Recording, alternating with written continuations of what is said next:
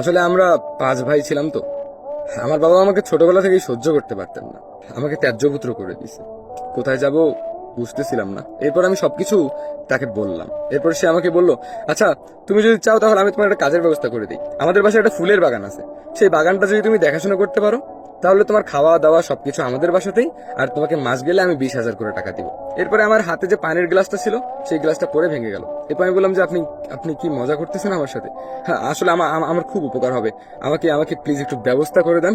আমি আমি কাজ করব, থাকবো, আমাকে জাস্ট একটু খেতে দিবেন আর একটু থাকার ব্যবস্থা করে দিবেন প্লিজ, কারণ এখানে আমি কাউকে চিনি না, আর আপনাকে দেখে মনে হচ্ছে আপনি অনেক ভালো মানুষ। তখন বললো যে আচ্ছা ঠিক আছে ঠিক আছে, সমস্যা নাই, তুমি আমার সাথে চলো। তো তারপরে সে আমাকে মাই করতে বসালো, আমিও বসলাম। চলে গেলাম তাদের বাসায় ঢুকতে তার মা বলে উঠলো, কাকে নিয়ে আসছিস রে, কই থেকে নিয়ে আসছিস, কিসের জন্য নিয়ে আসছিস একে? এরপর সে বললো যে মা, ওই যে আমাদের ফুলের বাগানটা আছে না, ওখানে তো দেখাশোনা করার জন্য যে ওই যে মজিবর কাকা ছিল উনি তো আর নাই, সো ওই কাজটা আজকে থেকে এই ভাইয়া করবে। আসলে এই ভাইয়া গ্রাম থেকে আসছে তো, অনেক প্রবলেমে পড়ে আসছে। একে কাজটা দিয়ে দিই আম্মু, আমাদের ওই যে পাশে যে রুমটা আছে ওই রুমের মধ্যে থাকবে। তখন সঙ্গে সঙ্গে ওই আন্টি বলল, যাকে তাকে বাসায় নিয়ে আসিস কেন, বিশ্বাস করা যায় না, মনে নেই গতবার একজনকে বিশ্বাস করে নিয়ে আসলি, তোর কানের দুল চুরি করে নিয়ে চলে গেল। ম্যাডাম বলল যে মা সমস্যা নেই, ইনি মানুষটা অনেক ভালো, আমি ওনার সঙ্গে কথা বলছি, ওনার হিস্টোরি শুনছি।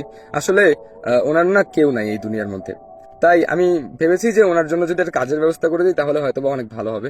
প্লিজ মা তুমি রাগ করিও না। তো তখন আন্টি বললো আচ্ছা ঠিক আছে। তবে আন্টি আমাকে সহ্য করতে পারতো না। এরকম করে না বেশ ভালোই যাচ্ছিল। আমি ঠিকঠাক মতো ফুলের বাগান পাহারা দিচ্ছিলাম, পানি দিচ্ছিলাম, ঠিকঠাক মতো যত্ন করতেছিলাম। তো যখন ছাদে আমি পানি দিতাম তখন না মানে বিকালবেলা করে সেই ম্যাডাম ছাদে আসতো আর আমার সাথে টুকটাক গল্প করতো। তিনি ছাদে এসে চা খেতেন, আমাকে বলতো চা খাবা? আমি বললাম না আমি চা খাই না। প্রথম দিন সে এরকম করে আমাকে বললো চা খাওয়ার জন্য, আমি খাইনি। আমি বললাম যে আমি চা খাই না। তো তার পরের দিন দেখলাম সে আমার জন্য 1 কাপ চা নিয়ে এসেছে, মানে তার জন্য 1 কাপ, আমার জন্য 1 কাপ। তো তারপর আমি না আর মানে মানা করতে পারলাম না। এরপর আমি চাটা নিলাম, নিয়ে চা খাচ্ছিলাম।